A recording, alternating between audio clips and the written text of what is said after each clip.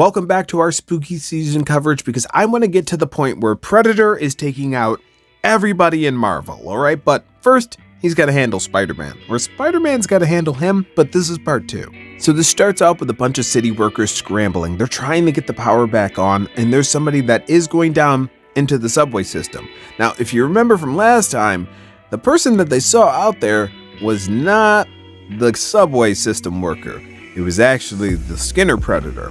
But we don't know what's going on with this guy because he's down there and he hears people. He hears somebody saying, help me, help me. And then as he walks into the room, he's in about a foot deep of blood, seeing bodies hanging from the ceiling and still hearing this voice saying, help me, help me. Now, if you know anything about the Predator, you know what's happening right here. And my brother over at Dope Spill, he had the same question that I have. He asked, what kind of speaker do they have that sounds so crispy that it fools people every single time? I feel like I would know it's a speaker. Like if you try to play me a song and it's off of your phone, I'm gonna get the most offended that I've ever been in my entire life. Either have a Bluetooth speaker with me or just wait to show me whatever it is until we're in the car. That's something else, I'm sorry. I digress. But of course, it's Skinner Predator and this guy gets taken out, but we get a chance to see that Mary Jane did make it out alive. That little diversion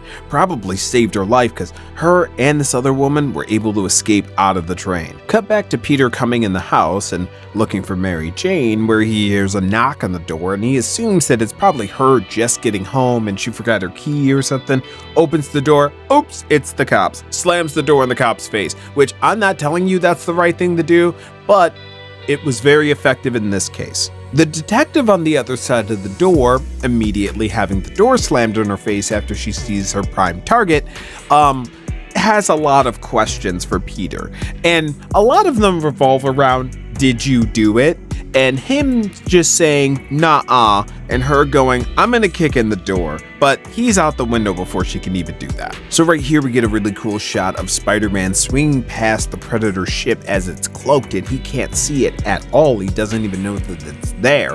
And I think it's awesome on the next page. He talks about the fact that it feels like the city is alive with danger. And we've seen the spider sense work like this before. When Peter's been almost attacked from another dimension, his spider sense has gone off like this. And sometimes it's gone off to a degree that it like put him on the ground, like he couldn't even move or function. That's how bad it was for him. So it's not quite that, but he feels like just something is constantly off. And then Peter gets to do my favorite trope in horror movies. He gets to go to the library and read a bunch of books that's going to explain perfectly what is the problem, and he's going to be able to find those books instantly. I don't know about you, but like I've never been able to find a book on my own in a library. I know there's a system, but I asked the librarians. They worked very hard to learn how to use that system and point me in the right direction.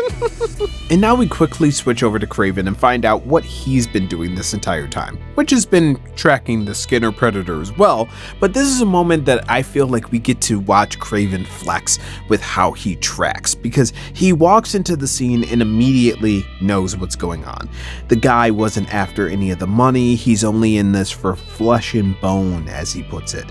He's saying that he must have such wonderful tools to be able to do such a delicate and difficult task, like folding origami in a rainstorm. That's what he calls skinning the person. And he says that he takes bits and pieces of the people, so he knows that he must have a den somewhere nearby where he keeps these trophies. And he's saying to make a trophy of a trophy hunter, now that would be the prize, a real prize. So Kraven is excited for this hunt because of course he is. He's Kraven the Hunter. And now we see that he's also noticed that Spider-Man's been here, and now it's kind of a race, right? He wants to catch Skinner before Spider-Man can because he wants to hunt Skinner, and he knows that Spider-Man won't let him do that. So he's in a hurry, and he's not about to be stopped by this police officer. I don't know if I mentioned this in the last issue. Right before Peter jumped out the window, he had given her the address and said, go there, there's another killing that's happened. So that's why she showed up here at the exact same time. And Kraven's just a great tracker, so he found the guy basically immediately. And he tells her, hey, listen, put that gun down. You don't want to do this. And she's like, nah-uh, you better, and he throws her into the spider trap. And then he is off into the city. Now we cut back into the sewers where MJ and the woman that she was helping on the train have escaped away from the Skinner predator, and they're trying to make their way through the tunnels and get out of there. They run into somebody who is just down there, and they start to freak out, they start to scream, and he immediately covers up their mouths with what has to be the filthiest hands on the planet, and he tells them that they need to be quiet while he still has his filthy, dirty, disgusting hands over their mouth. I don't know if I would be able to stay quiet.